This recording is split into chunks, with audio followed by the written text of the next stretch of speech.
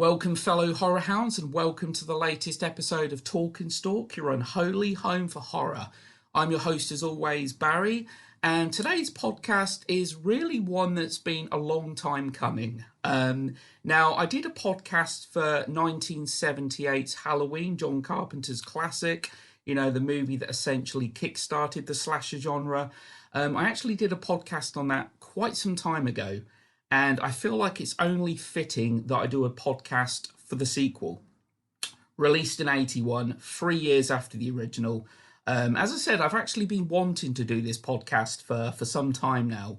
I've just kind of been sidetracked with other things, but I'm finally getting around to doing it. So this podcast is going to be dedicated to Halloween 2.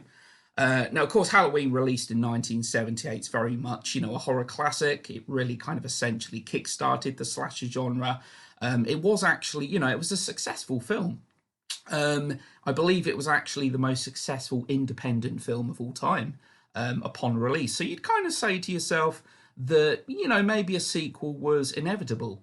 But at the same time, the slasher genre was very much kind of in its infancy at this stage, and horror movie sequels certainly weren't churned out as much as what they are today. So John Carpenter, that directed the original, had no interest in a sequel. None. As far as he was concerned, Halloween was a standalone movie. It was a film that stood on its own 2 feet, and the story was over. But this film was going to happen regardless. Universal actually acquired the rights. They obviously saw the success of Halloween with Friday the 13th coming out the year before.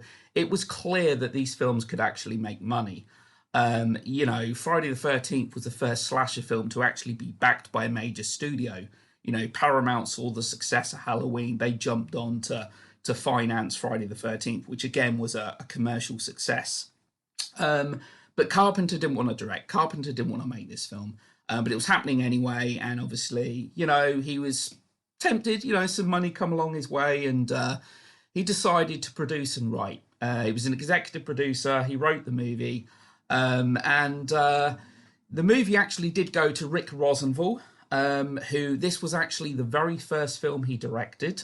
He actually did go on to direct Halloween Resurrection in 2002. Less said about that film, the better. But I believe even Tommy Lee Wallace, who was actually the production designer on the original movie, was actually approached to direct, and he showed a lot of interest.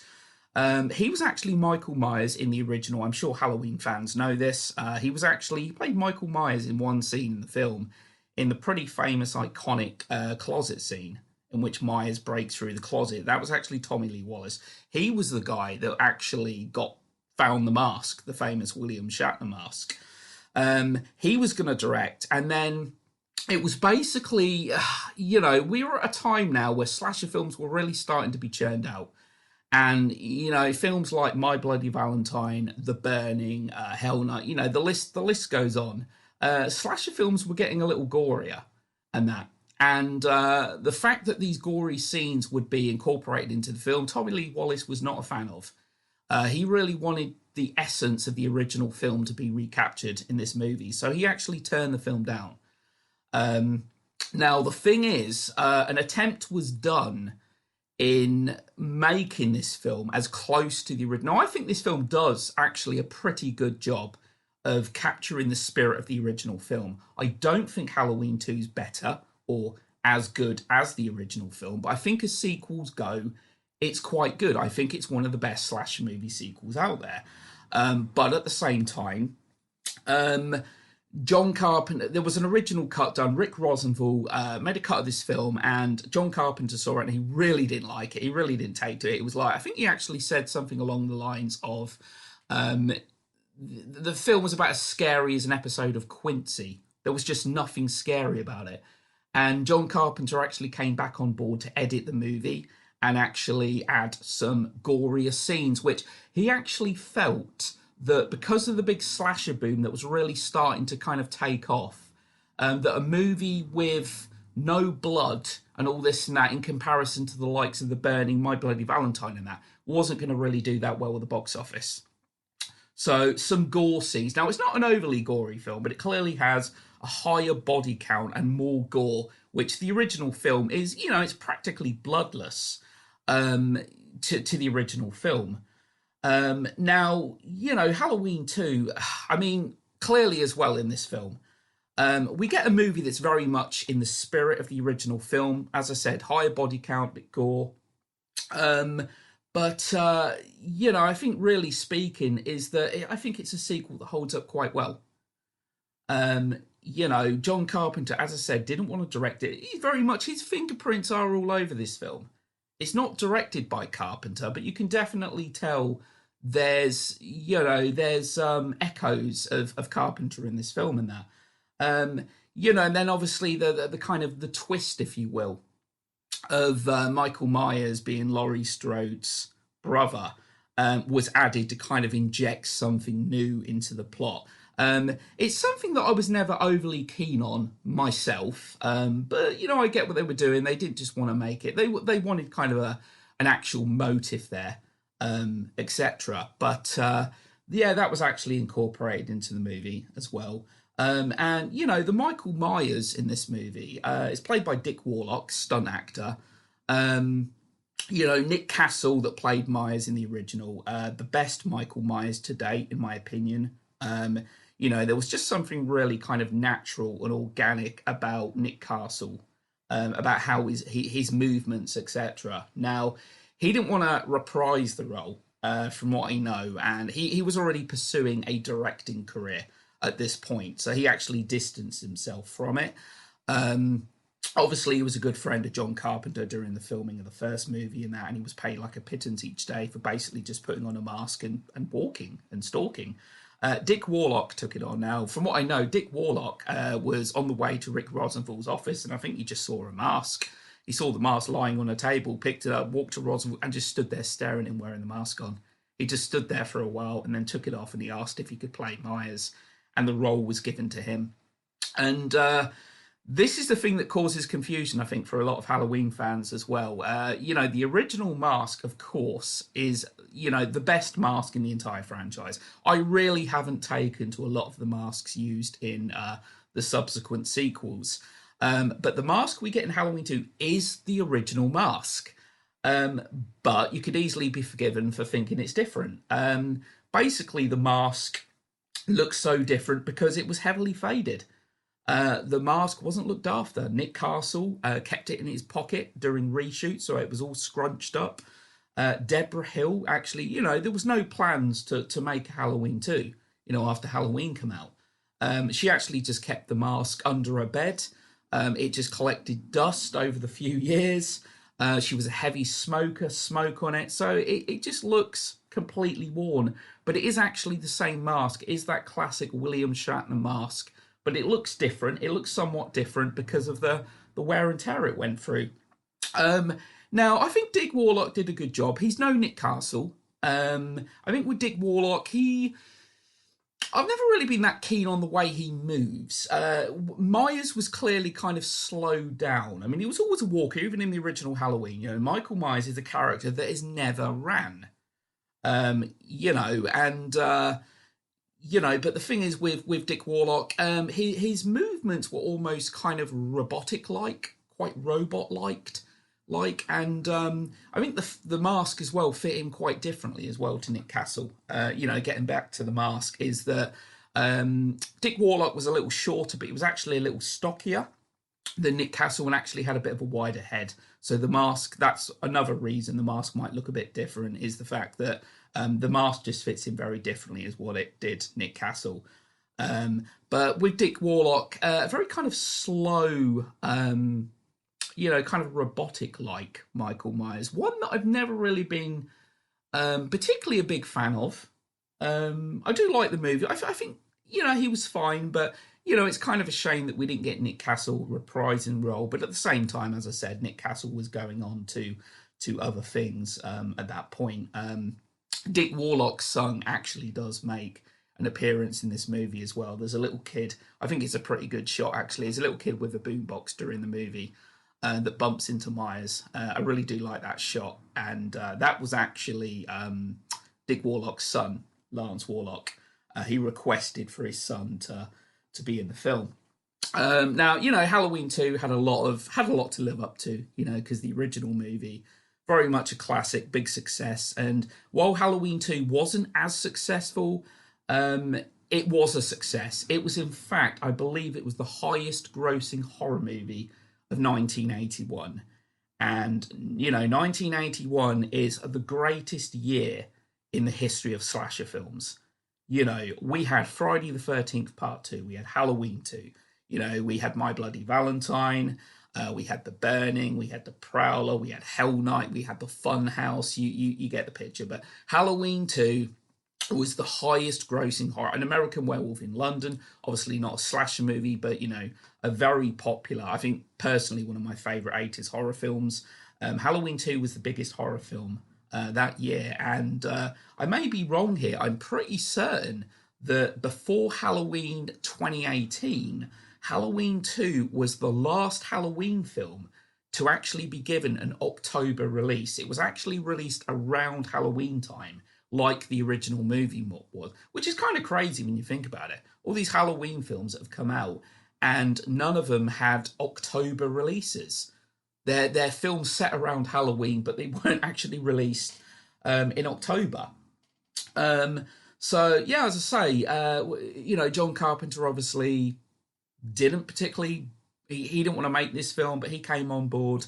As I said, his fingerprints are very much over the movie. I really do like the opening music to this film. I like the fact the Mr. Sandman song. I think that's a really good welcome addition to the film. Obviously, I believe it plays at the end of the movie as well. And obviously, this is reprised again in Halloween H20 as well, which is a great little nod to Halloween 2. Now, in this film, Jamie Lee Curtis had obviously already cemented herself as a scream queen. Halloween is obviously, the film that really pushed her into the limelight. But very shortly afterwards, she was in the likes of Prom Night, Terror Train, The Fog, and then, of course, Halloween 2. So she'd already cemented herself in that role as a scream queen. And again, like with the first movie, I think Jamie Lee Curtis does just a great job of displaying that kind of innocent vulnerability. But, she's somebody, like in the first film, she's proved that she can actually fend for herself when the time comes. And she's kind of like the ultimate scream queen, within the slasher genre. Now, she'd become a pretty big star quite quickly, thanks to horror.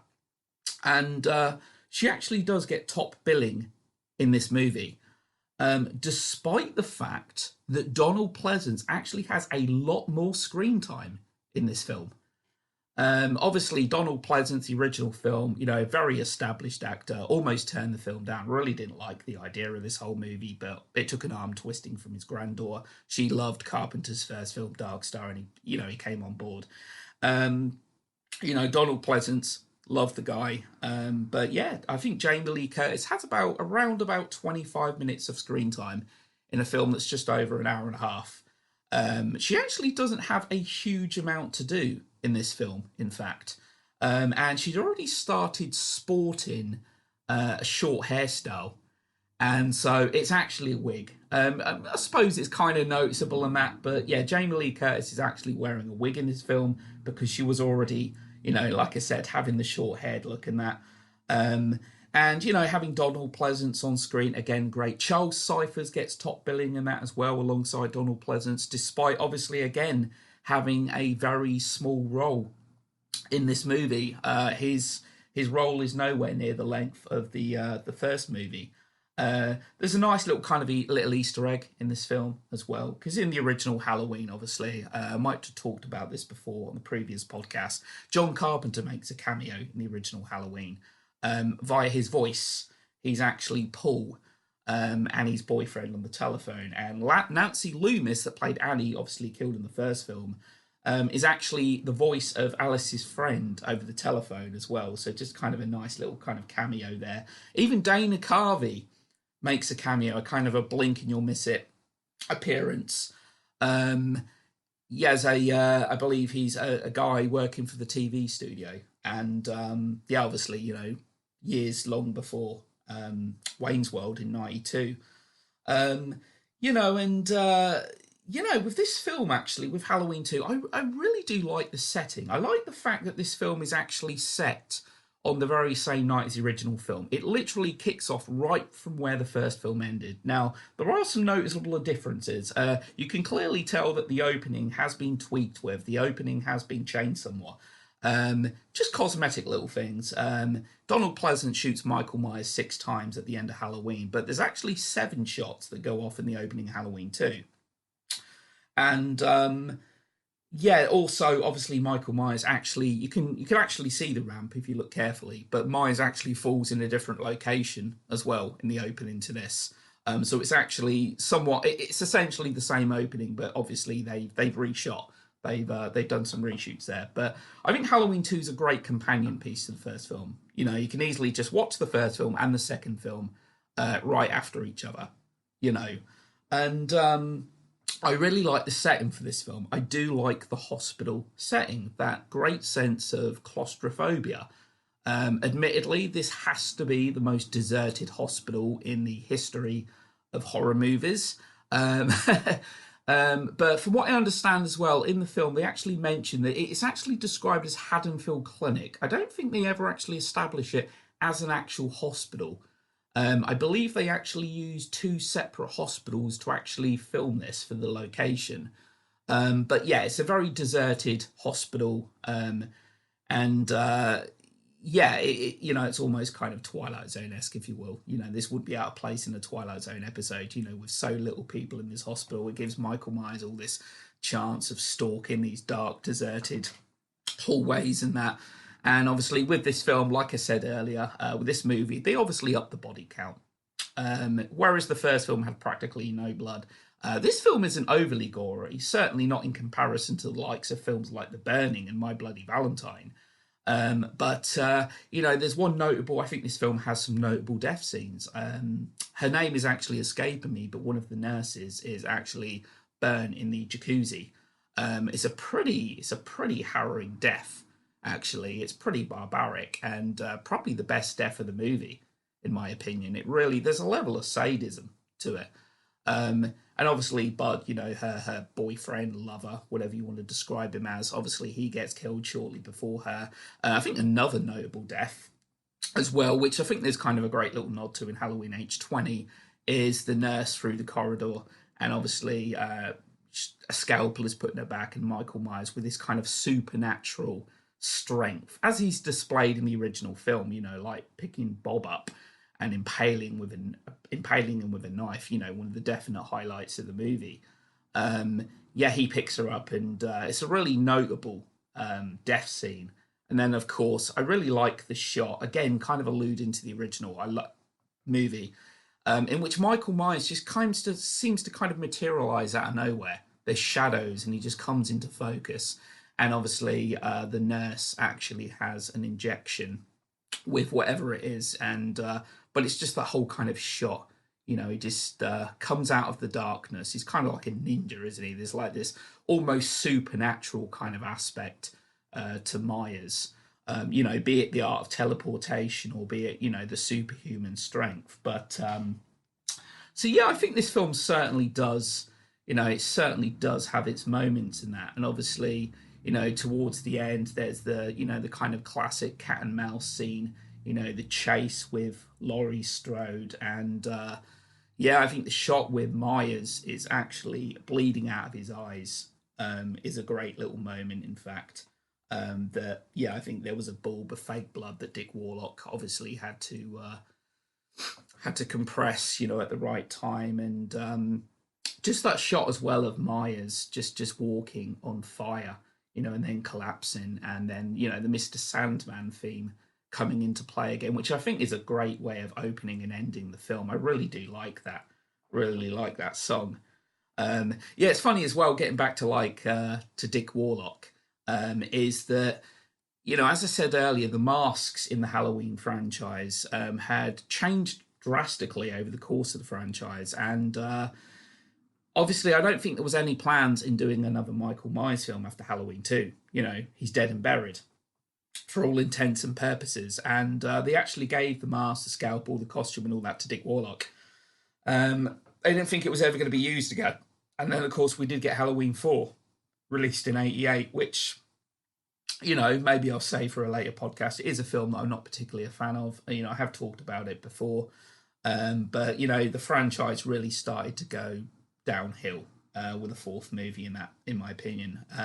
But yeah, Michael Myers is 21. Dick Warlock was actually 41. Yeah, 20 years older than Myers himself. But not that we'd know that, you know, because the guy's obviously wearing coveralls and wearing a mask, you know, throughout the film. There is actually a mistake that maybe a lot of Halloween fans have actually picked up on in Halloween. I can't actually remember as to whether it's present in Halloween 2. But Michael Myers is clearly 21 years old. I'm not a maths genius, but, you know, he was 6 years old when he was institutionalized and he escaped 15 years later, 21. But he's actually listed on the end credits as 23. I don't know how they got that wrong. And I'm pretty certain, actually, I think in Halloween 2, he's also listed as 23 at the end. I don't know how they've done that. Somebody clearly can't count, but just a little cosmetic little thing that I'm sure probably a lot of people have noticed. So yeah, I think Halloween 2, while it's not my personal favourite slasher film of '81, I do think it's a good sequel. I do think it holds up quite well as the original. I don't love it as much as the original film, but I do like there are them Carpenter aesthetics with, you know, following Michaels. You know, I particularly like a shot quite early on in the film where we follow Myers and he turns around and he watches through the window. And then, of course, the shot, for example, when the nurses are going in there, and we actually get to see Myers watching through the windscreen mirror of the car. So there's definitely some, you know, it's just, I think Rick Rosenthal did a good job. In all fairness, it's a shame that you know, he couldn't really kind of repeat any of that for Halloween Resurrection, you know, 21 years later. But yeah, I think Halloween 2 is a good sequel. I think it's certainly one of the best slasher films from '81, and actually one of the best slasher films of all time. I think, you know, Friday the 13th 2 come out the same year as well. You know, because really, to be honest, you know, it was kind of clear at this point that the slasher boom was really kicking off. These films were being churned out left, right, and centre, and Halloween was kind of released before that. So when Halloween 2 came out, it kind of felt like there was a lot of competition. You know, in just 1 year, there was at least 10 slasher films coming out and that.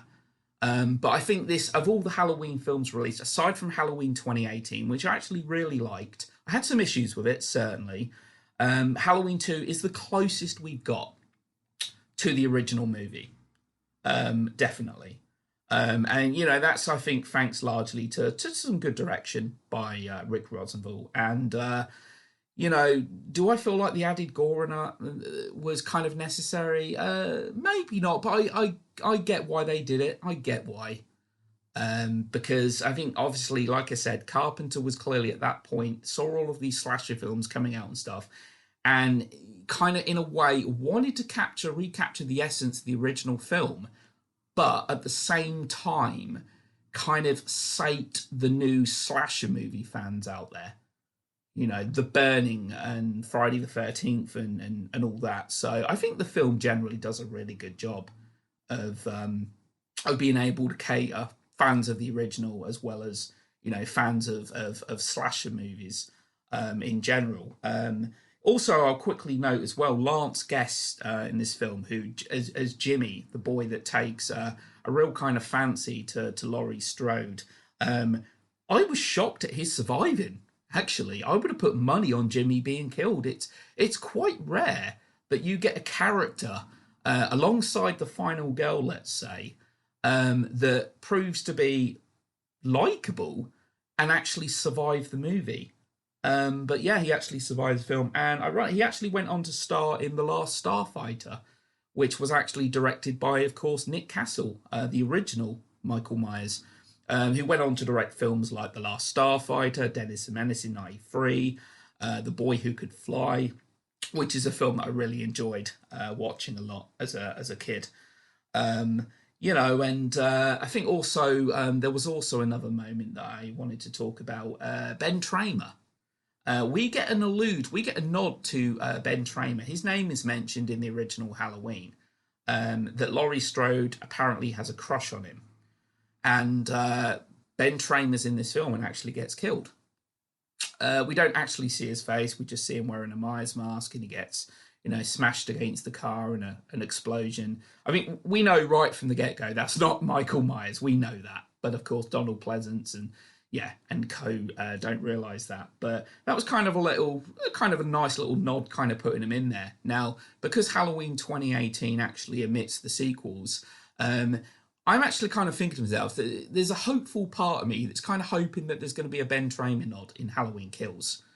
Is that maybe Laurie got with Ben Tramer? Maybe he could be the father, her ex-husband, whatever. Maybe she had some romantic entanglement with him over the years. I just thought that'd be a nice little touch, kind of a nice little nod for the fans. I actually thought there was a chance of that. In Halloween 2018, I thought there could have been like a little Ben Tramer nod and that. But yeah, as I say, so I think Halloween 2, it kind of follows the same formula as the first film, but as I said, it just kind of ups the body count. I think it has a perfectly good setting to the film, actually, with a hospital, and it's a good slasher sequel. As I said, a success, and I think among most Halloween fans, it is regarded as one of the best films in the franchise. Now, I've actually spoken to some people that actually like it just as much as the original. I'm not one of them people, but I do really appreciate it. I do really like it. I mean, it certainly wasn't as well received as the original movie, in terms of reviews, etc. But I think generally among most die-hard horror fans, there's a great appreciation for Halloween 2. Now, if Carpenter had directed, who knows what it would have been like. But as I said, I think this is the closest to Carpenter you can get without it being directed by Carpenter. So I think that's pretty much it that I wanted to really talk about on today's podcast. Thanks to everyone that listened. I'll be back again soon to haunt you and torment you. And if you've liked what you've heard, please feel free to subscribe to my channel, Talk and Stalk. It's completely devoted to horror. Every subscribe is hugely appreciated. I love doing this, and I'm just kind of looking to grow from here. And all of your feedback and all of your subscribes mean a lot to me. So that's it for today. So thanks for listening, and I'll be back again soon.